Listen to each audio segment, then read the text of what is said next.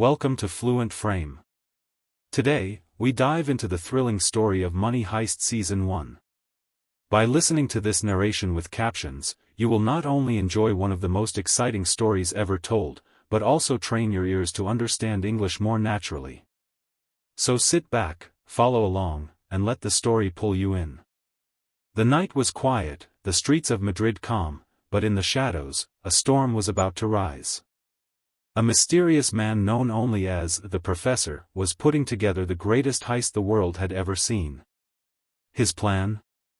To infiltrate the royal mint of Spain and walk away with billions, not by stealing money that already existed, but by printing it themselves. But the Professor couldn't do it alone. For this impossible task, he needed a team.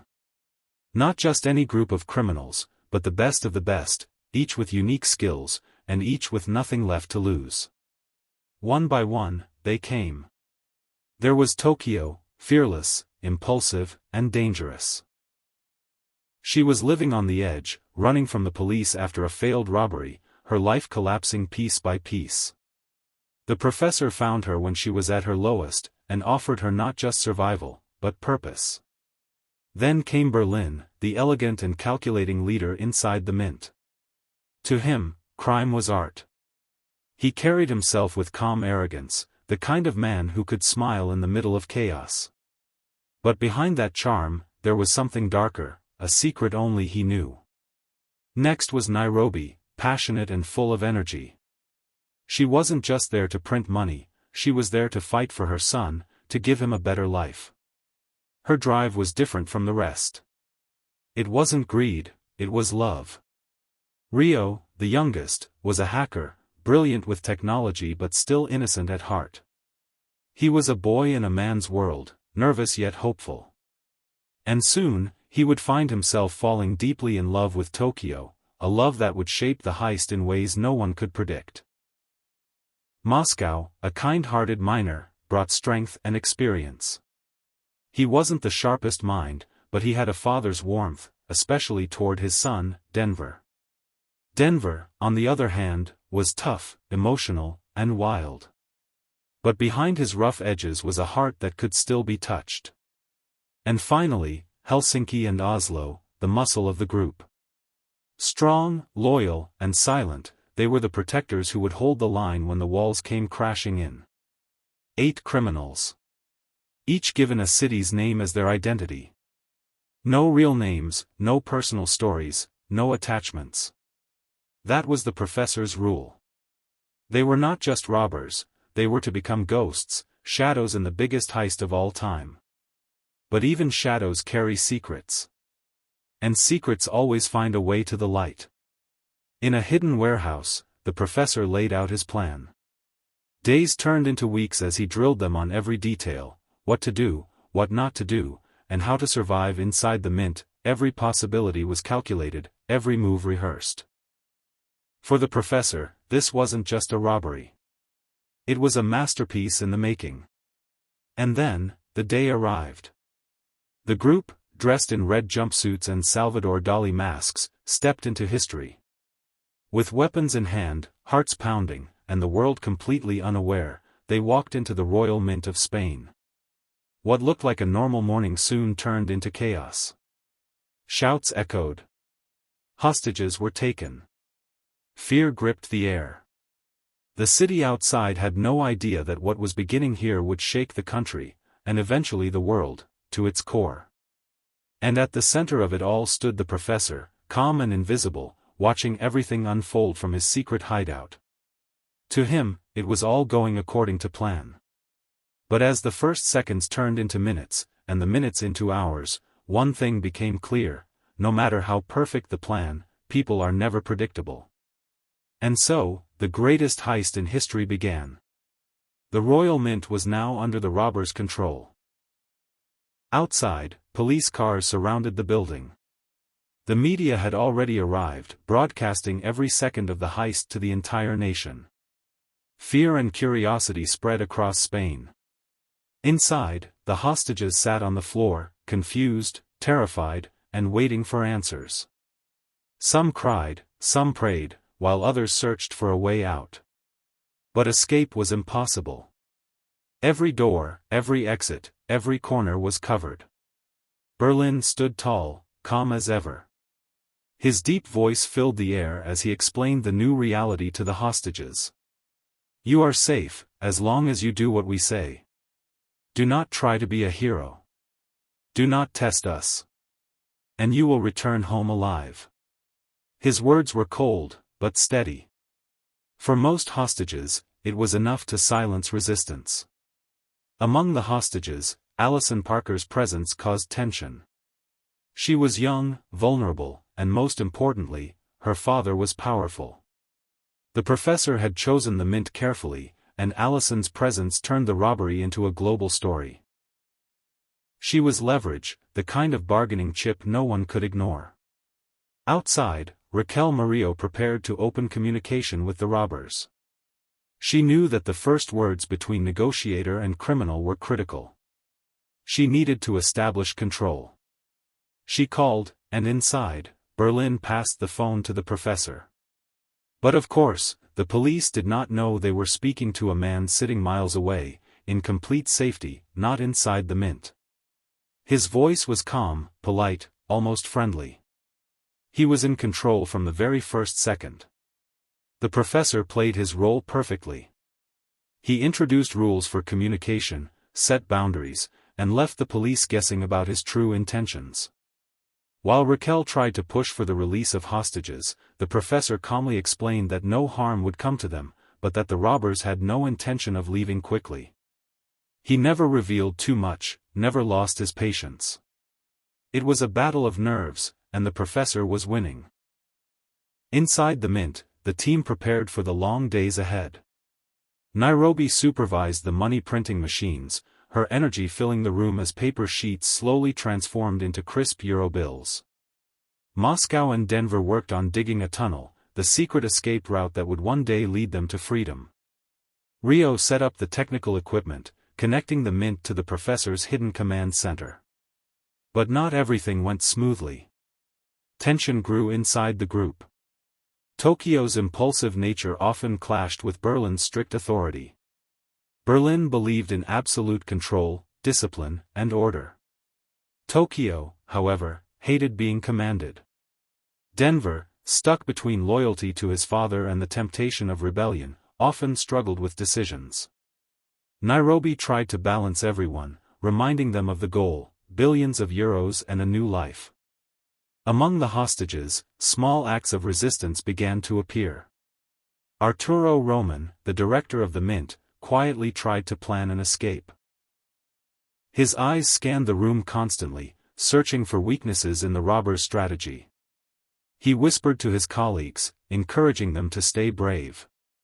But Arturo was not just brave, he was reckless. His actions would soon endanger not only himself but also everyone around him. Meanwhile, the professor stayed hidden in his secret hideout, surrounded by maps, cameras, and recordings. He anticipated every police move. Each time the authorities thought they were gaining control, he was already 10 steps ahead. He had studied police procedures for years, rehearsed every possible scenario, and prepared the robbers for every detail. But still, he knew one thing: human emotions could ruin everything. Back inside, those emotions had already begun to appear. Tokyo and Rio grew closer with each passing hour. Their stolen glances, their whispered conversations, their need for comfort, against all rules, love began to bloom. The professor had warned them, no relationships, no attachments. But in the middle of fear and chaos, emotions are unstoppable. What started as a small spark soon became a dangerous flame. Raquel, on the other hand, was struggling in her personal life. At work, she had to appear strong and commanding. At home, she faced a collapsing marriage and a battle for her daughter's custody. The stress weighed heavily on her shoulders. Late nights, endless pressure, and constant judgment from her colleagues pushed her closer to breaking point. Yet, when she spoke to the professor on the phone, she felt something different. His calmness, his intelligence, his respectful tone, there was something about him that drew her in. She didn't know it yet, but her heart was already falling into his trap. Days passed. The robbers controlled the mint, but cracks in their unity became harder to ignore. Berlin's leadership grew harsher. He punished anyone who disobeyed, treating the heist like a military mission. Tokyo resisted his authority more and more. Nairobi tried to hold the team together, but arguments became louder, more dangerous. And outside, pressure increased. The media demanded answers. The government pushed for action. The police debated storming the mint, but Raquel resisted. She knew the professor was too clever. A direct attack would end in disaster. For now, negotiation was her only weapon. But the professor was not only controlling the situation, he was also carefully constructing his own relationship with Raquel. He studied her, learned her weaknesses, and slowly gained her trust. In the middle of chaos, a dangerous game of emotions began. And so, both sides prepared for the days to come. Inside, the robbers tried to balance discipline with survival. Outside, the police searched for the mysterious mastermind. And in the middle of it all, the hostages waited, uncertain whether they would leave alive, or become victims of the greatest heist in history. The professor had planned everything. But he could not plan for human hearts. The Royal Mint had turned into a battlefield of silence, whispers, and hidden plans. While the robbers moved like shadows, armed and calculated, the hostages' eyes darted around, searching for any weakness. And among them, Arturo Roman refused to sit still. His restless mind churned with schemes, each more reckless than the last.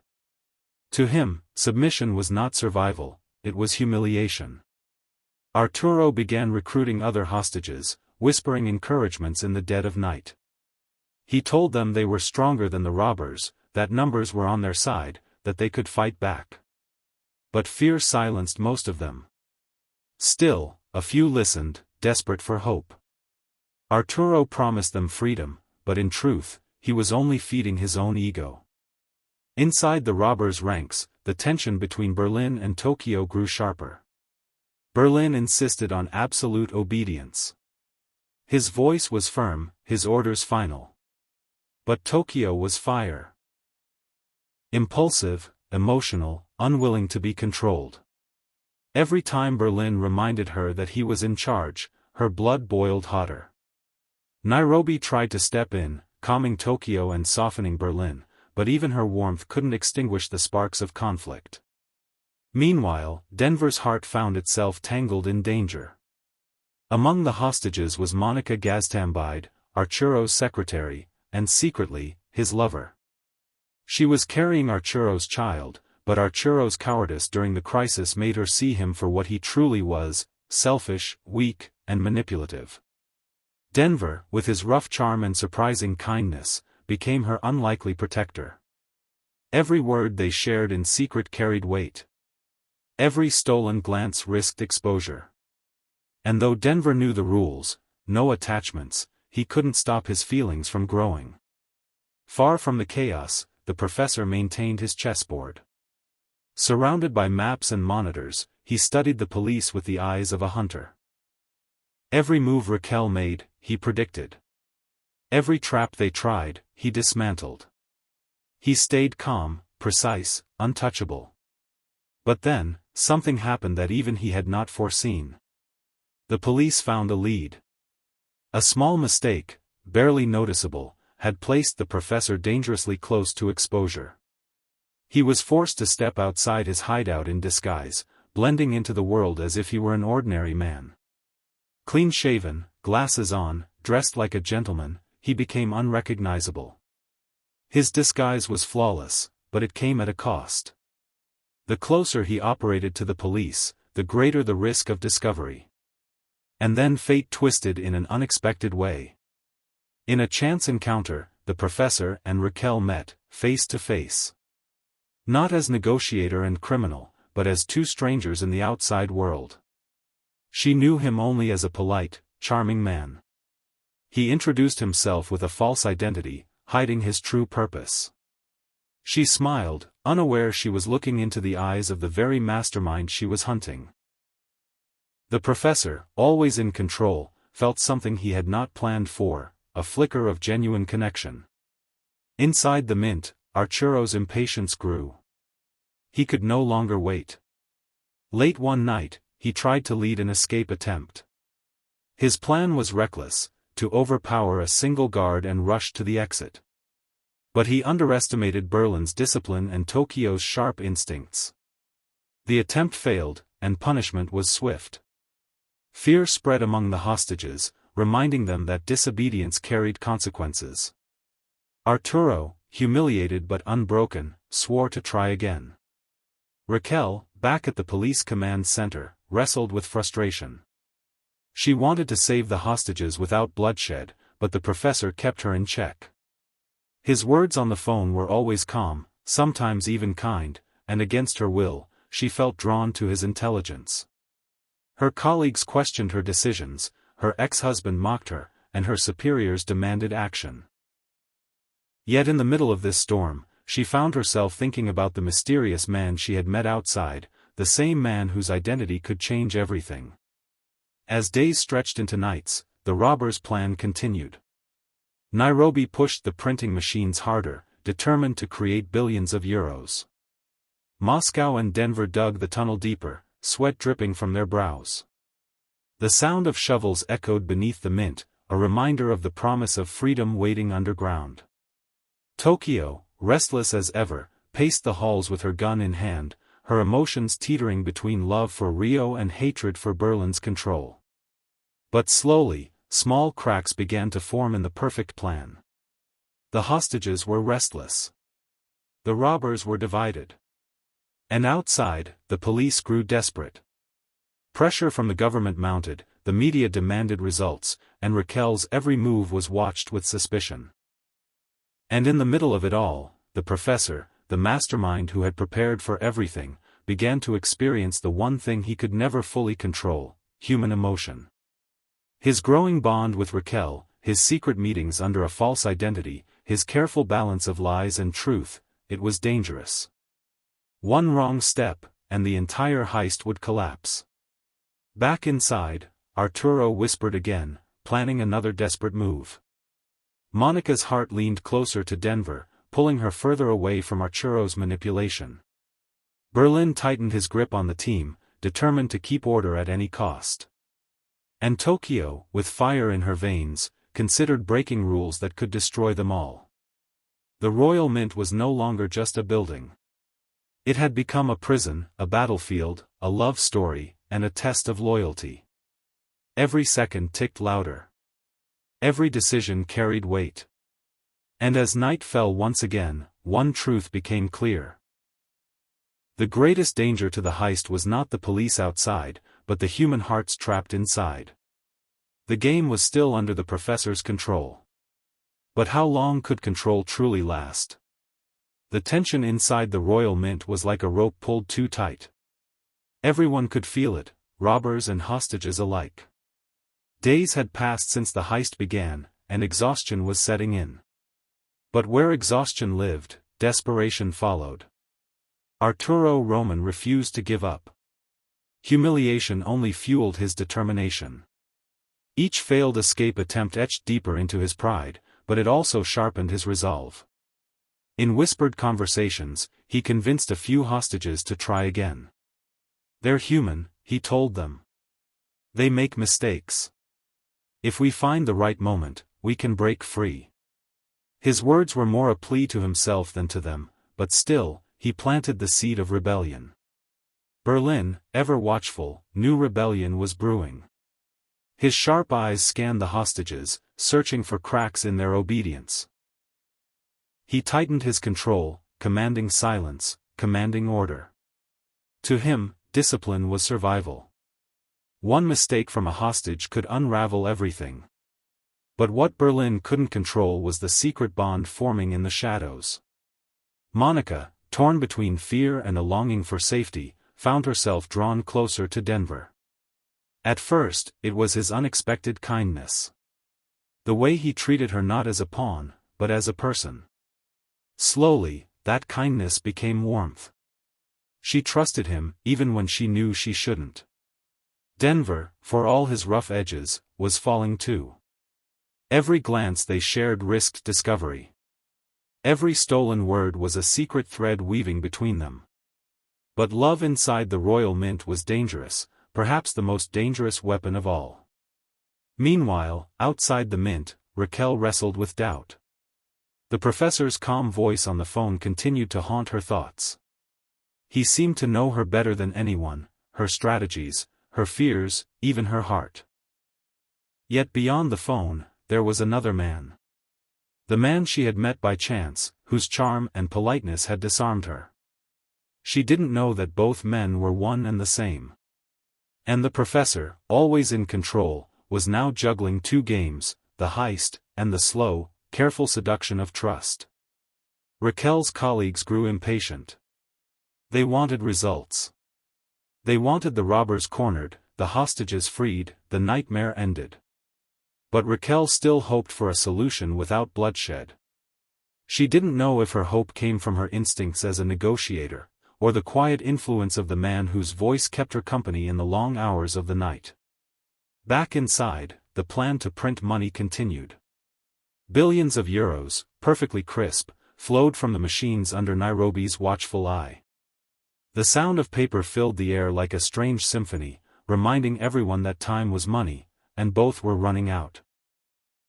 Moscow and Denver dug deeper, the tunnel growing longer, their muscles aching, their breaths heavy. With every strike of the shovel, they carved a path to freedom.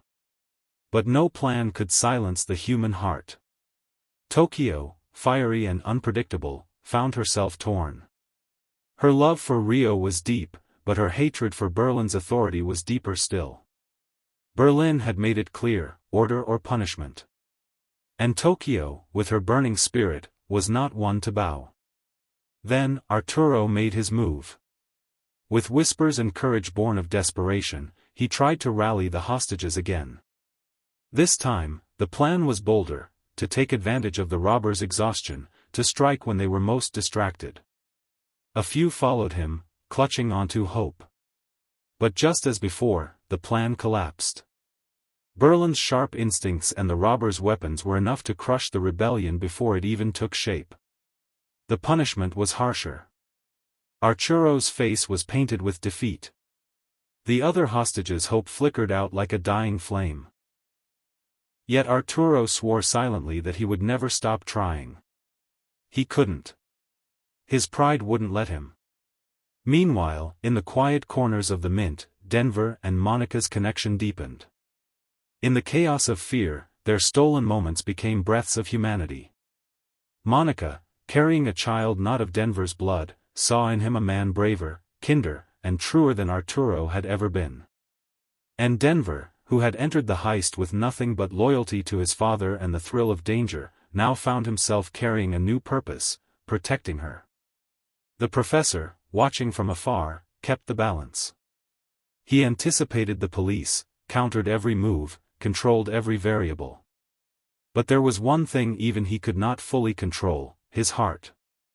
Every meeting with Raquel, every conversation, pulled him deeper into a dangerous web. He was falling for the very woman hunting him. And though he never let it show, the risk was real. If Raquel ever discovered his true identity, the game would end. Not with victory, but with ruin. As another night fell, silence hung heavy inside the Mint. Hostages whispered their fears. Robbers held their weapons tighter.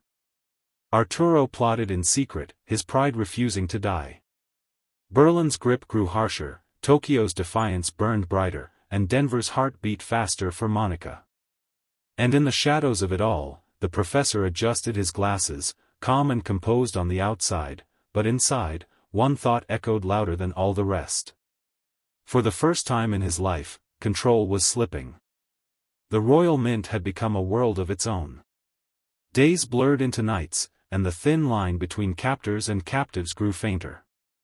Fear, hope, and exhaustion pressed against everyone like an invisible weight. And in that pressure, cracks began to show. Raquel Murillo, standing outside the Mint, was unraveling a puzzle piece by piece. She studied the professor's voice, his calculated pauses, the way he controlled the tempo of every conversation. This wasn't just a criminal. This was someone trained, someone brilliant. But there was something more, something human. Each time she spoke with him, she felt his calmness seep into her own mind. It disarmed her, made her doubt herself. And doubts were dangerous for a negotiator. At the same time, her personal life bled into her work. Her ex-husband continued to undermine her, reminding her of past failures. Her colleagues questioned her judgment. But Raquel held her ground. She told herself it was about professionalism, about saving lives without bloodshed. Yet, deep down, she wondered if her defense of the professor's methods came from reason, or from the strange connection she felt with the man on the other end of the phone. Inside the Mint, the tension reached boiling point. Arturo Roman refused to accept defeat. His earlier attempts had failed, humiliating him in front of the hostages.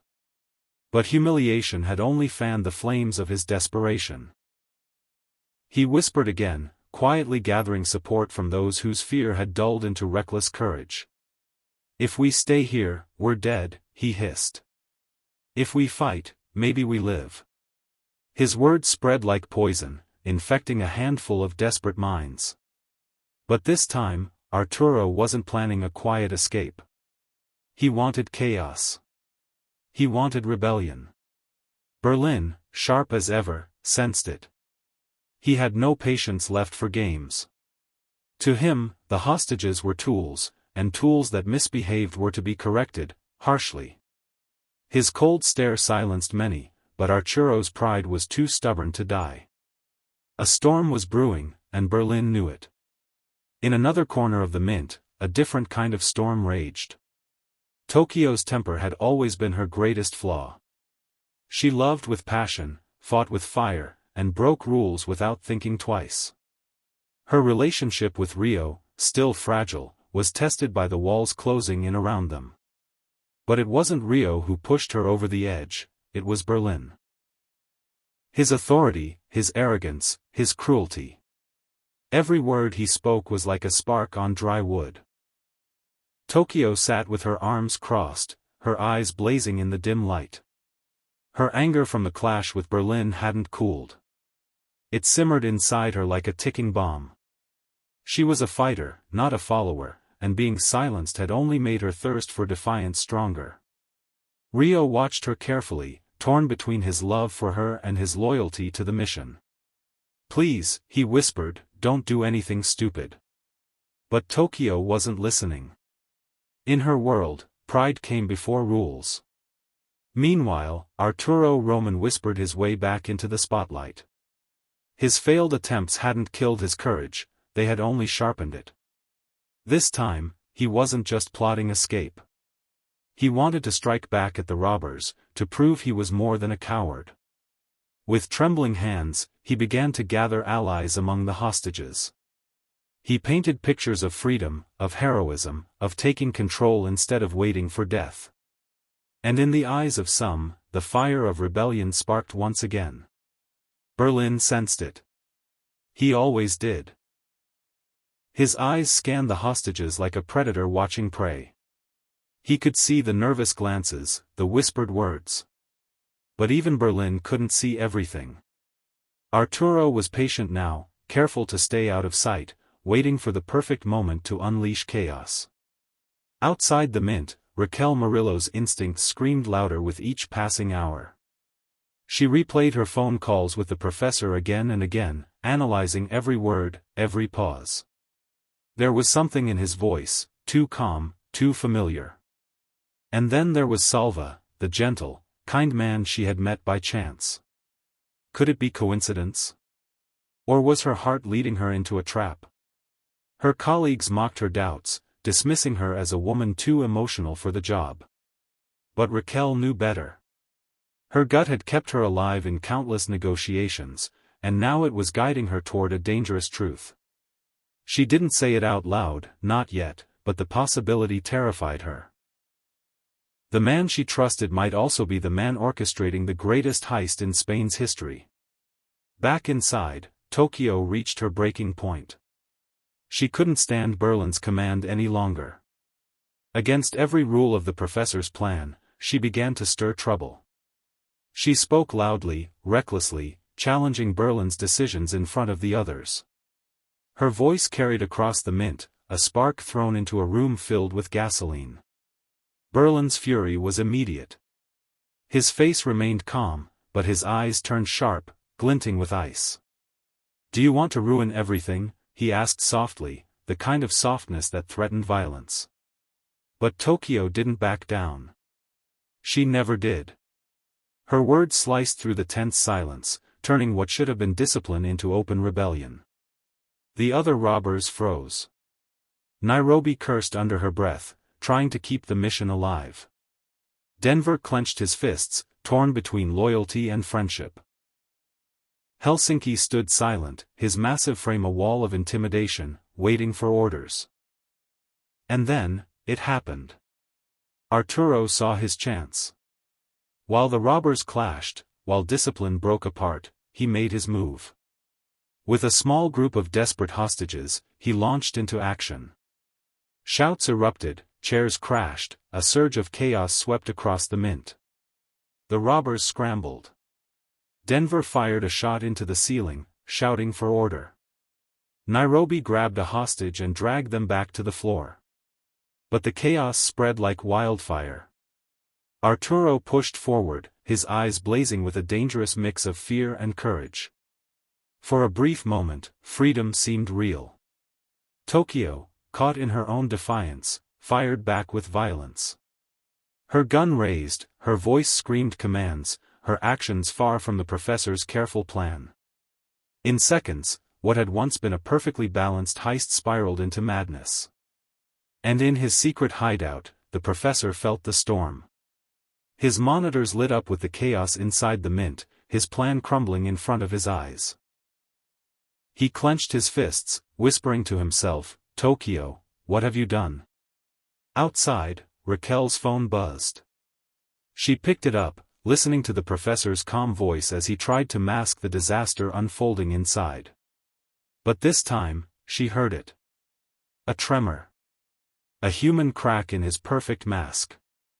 Her suspicion grew sharper. She wasn't just hunting a criminal mastermind anymore. She was chasing a man she almost trusted. The night inside the mint ended with broken silence. The rebellion was crushed, but not without scars. Arturo was beaten back, the hostages silenced once more. But the damage was done. The perfect plan was no longer perfect. And as the dust settled, every soul inside the mint knew one thing: the cracks were widening. The air inside the royal mint felt heavier than ever.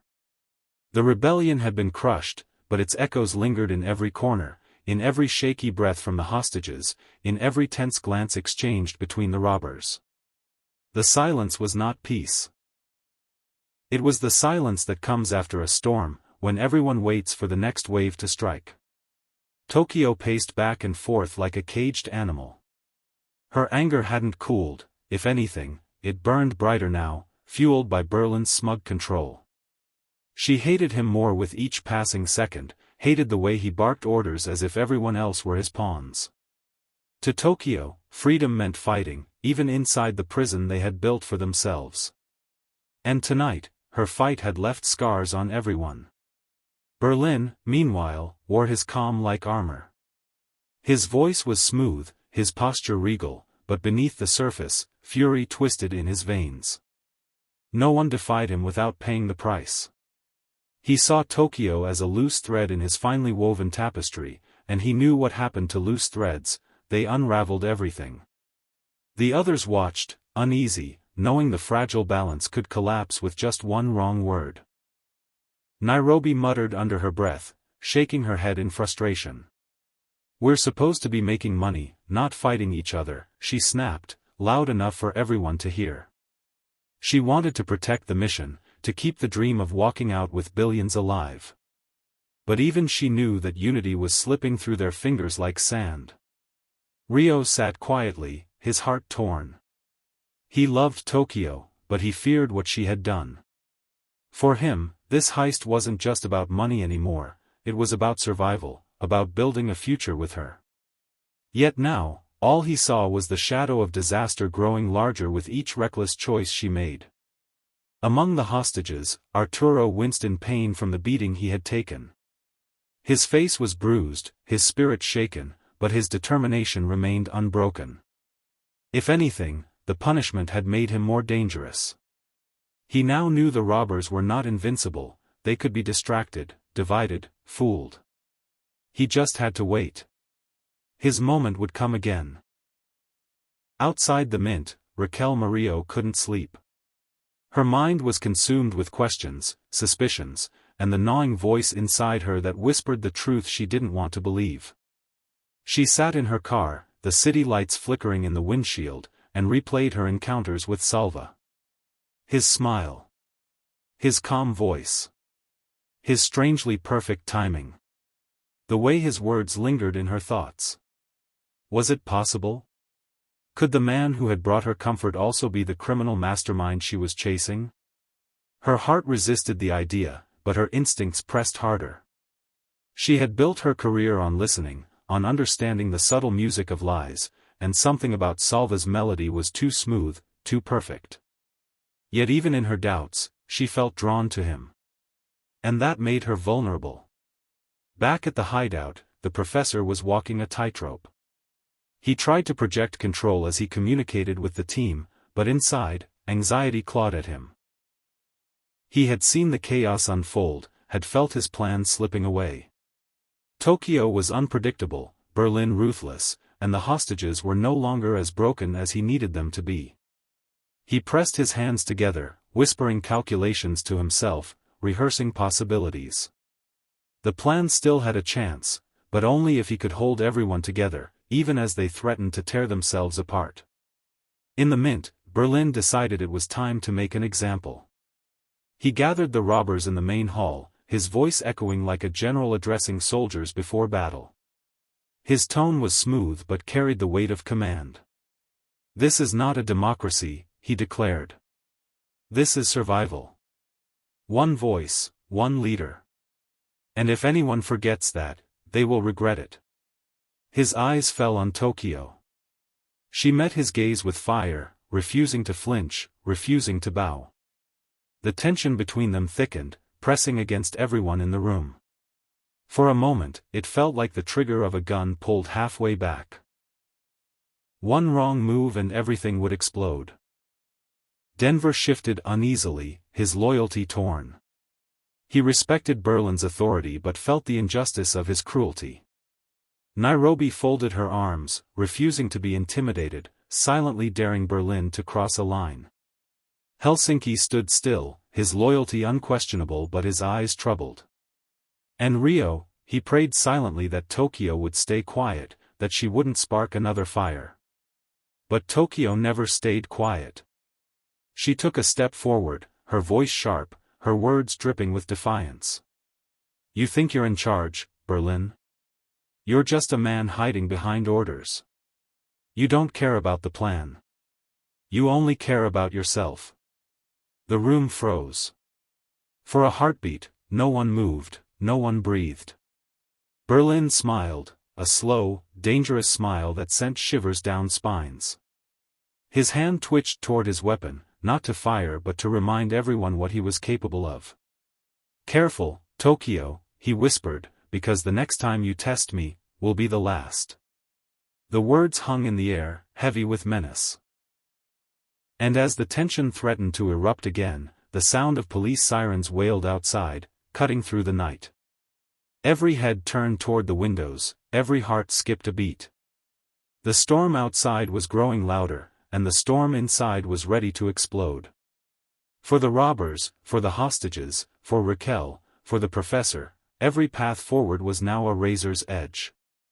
The sirens screamed outside, growing louder, closer, like wolves circling their prey. Inside the Royal Mint, the robbers froze, their eyes darting toward the sound, their hearts racing. Every second the police drew nearer meant the plan was under greater threat. The walls that had once felt like protection now seemed like a trap tightening around them. Berlin raised his hand, demanding silence. His expression remained calm, but his voice carried the edge of steel. "They won't dare come in," he declared, as if speaking it would make it true. Yet beneath his confidence, there was an unspoken truth. If the police decided to break the walls, there would be nothing they could do to stop them. Tokyo clenched her fists, her anger at Berlin momentarily overshadowed by fear. "What if they storm the Mint?" she hissed. "What if they're already inside?" Her voice carried panic, and for once, everyone felt it seep into their bones. Nairobi was the one who pulled them back. She slammed her hand on the table. "We stick to the plan," she barked. "We've come too far to lose it all now." Her voice was fire, steady and defiant. In that moment, she wasn't just a robber, she was the backbone of the mission, the only one holding the cracks together. Among the hostages, whispers began to spread. Fear mixed with hope. If the police were coming, perhaps freedom wasn't so far. Arturo's bruised face lit up with new determination. He had been waiting for an opportunity, and now, he sensed it was approaching. Meanwhile, outside, Raquel Murillo gripped her radio tightly, her eyes fixed on the Mint. Her mind was split in two. Half of her was the inspector, calculating strategies, weighing risks, prepared to end the heist. But the other half was the woman still haunted by Salva's smile. She replayed every encounter with him in her head. His words, his eyes, his strange ability to appear at the right time.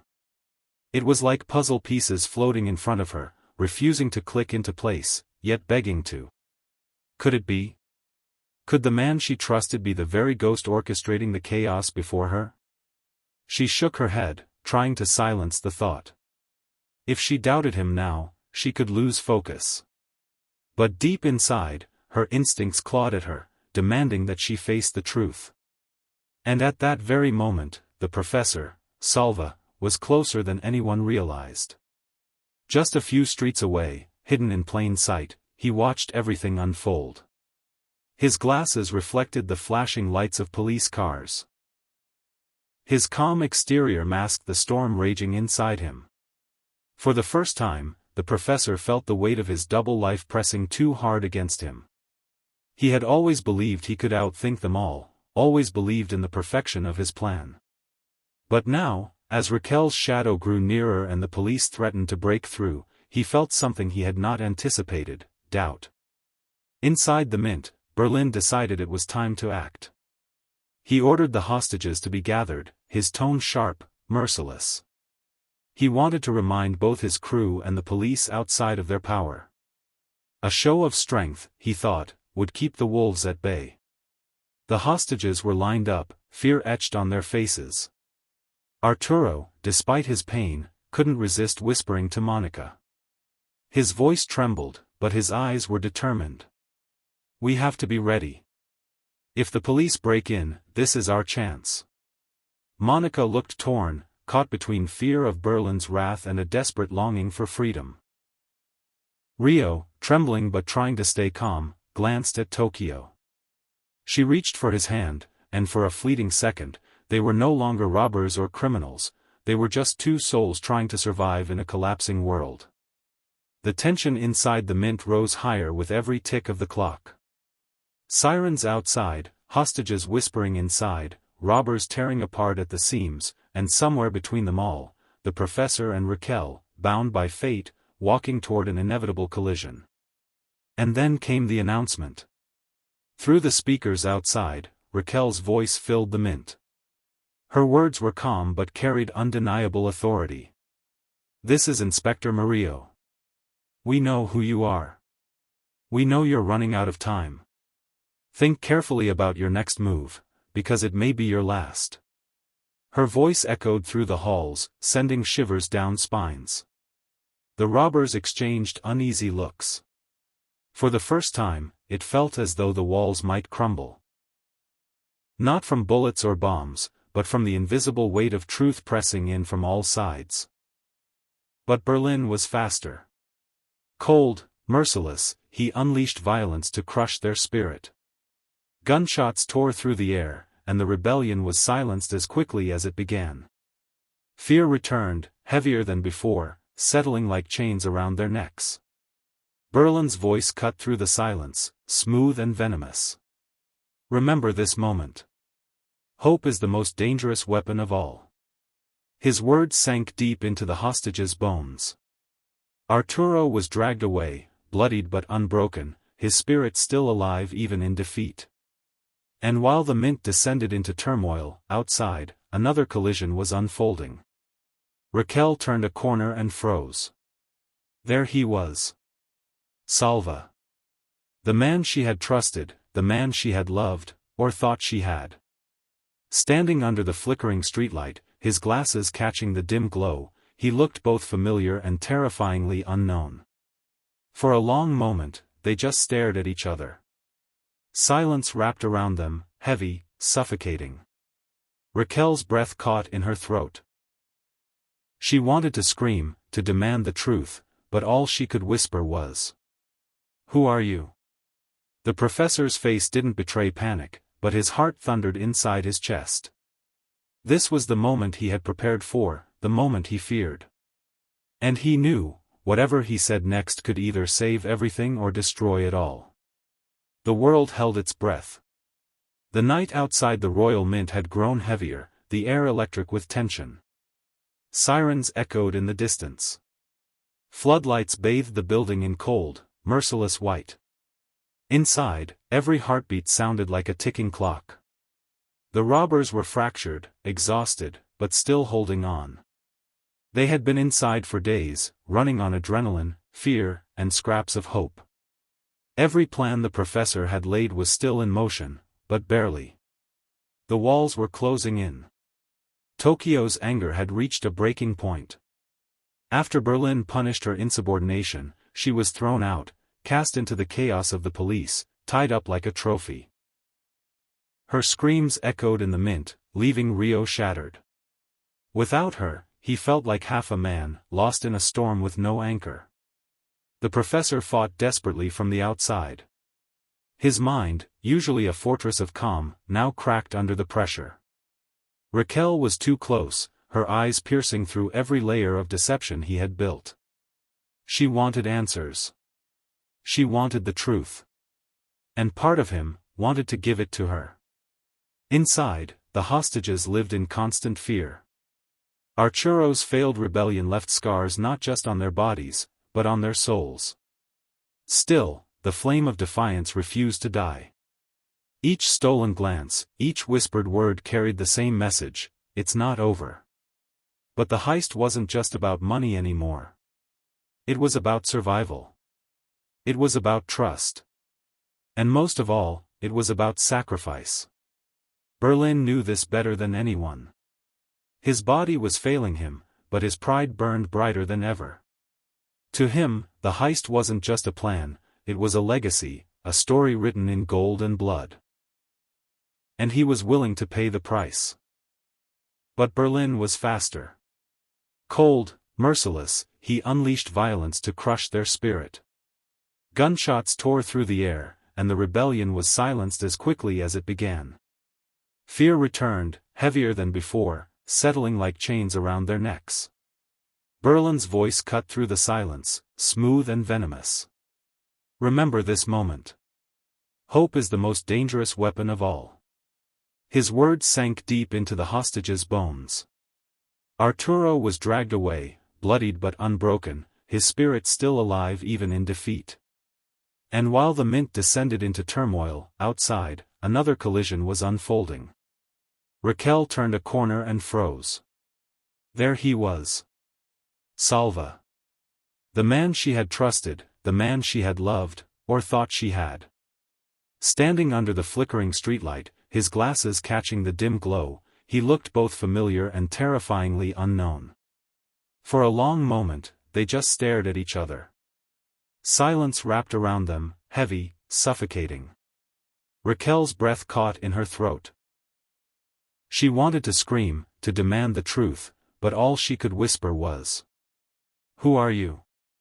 The professor's face didn't betray panic, but his heart thundered inside his chest. This was the moment he had prepared for, the moment he feared. And he knew, whatever he said next could either save everything or destroy it all. The world held its breath. The night outside the Royal Mint had grown heavier, the air electric with tension. Sirens echoed in the distance. Floodlights bathed the building in cold, merciless white. Inside, every heartbeat sounded like a ticking clock. The robbers were fractured, exhausted, but still holding on. They had been inside for days, running on adrenaline, fear, and scraps of hope. Every plan the professor had laid was still in motion, but barely. The walls were closing in. Tokyo's anger had reached a breaking point. After Berlin punished her insubordination, she was thrown out, cast into the chaos of the police, tied up like a trophy. Her screams echoed in the mint, leaving Rio shattered. Without her, he felt like half a man, lost in a storm with no anchor. The professor fought desperately from the outside. His mind, usually a fortress of calm, now cracked under the pressure. Raquel was too close, her eyes piercing through every layer of deception he had built. She wanted answers. She wanted the truth. And part of him wanted to give it to her. Inside, the hostages lived in constant fear. Arturo's failed rebellion left scars not just on their bodies, but on their souls. Still, the flame of defiance refused to die. Each stolen glance, each whispered word carried the same message: it's not over. But the heist wasn't just about money anymore. It was about survival. It was about trust. And most of all, it was about sacrifice. Berlin knew this better than anyone. His body was failing him, but his pride burned brighter than ever. To him, the heist wasn't just a plan, it was a legacy, a story written in gold and blood.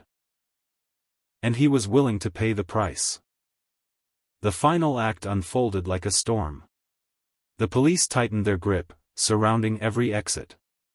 Negotiations broke down, chaos spilled across the lines. Raquel stood torn, her gun heavy in her hand, her heart heavier in her chest. Was she chasing justice, or love? And then came Berlin. Calm, elegant, defiant until his last breath. He stood before the police with the weight of 1,000 destinies on his shoulders. His team needed time. His family needed a chance to escape. And he was the only one who could buy it. With a smile that masked the pain in his bones, he ordered his brothers and sisters forward. Go. Finish the plan. I will hold them. Tokyo screamed. Rio begged. Even Nairobi's strong facade cracked. But Berlin didn't waver. He stepped into the line of fire like a king walking to his throne. Bullets rained, chaos erupted, but his eyes never lost that sparkle of defiance. And in those final, tragic moments, Berlin became immortal. The others pushed forward, carrying the dream he had protected with his life. The sound of drilling, the rush of air, the escape route opening, it all felt surreal, like destiny finally bending to their will. Outside, Raquel's world crumbled. She could no longer deny the truth: Salva was the professor. The man she loved was the mastermind behind it all. And yet, despite the betrayal, her heart refused to turn cold. She stood at a crossroads between duty and desire, justice and love. The professor, too, was trapped between his perfect plan and his imperfect humanity. His voice shook when he spoke to her, not with fear of the police, but with fear of losing her. And just as the dust began to settle, just as the pieces seemed to fall into place, everything cut to black. The season ended not with answers, but with questions. Who had truly won? Who had truly lost? And how far were they willing to go for money, for freedom, for love? The Royal Mint of Spain still stood, but nothing inside it, or outside it, would ever be the same. And that was just the beginning. The professor's plan is far from over. The team has escaped, but the world is closing in on them. New dangers are waiting. New betrayals, new sacrifices, and new battles between love and survival. If you want to know what happens next, stay tuned. Subscribe to Fluent Frame and follow along, because the story of Money Heist is only getting bigger, bolder, and even more dangerous. So, are you ready for the next chapter?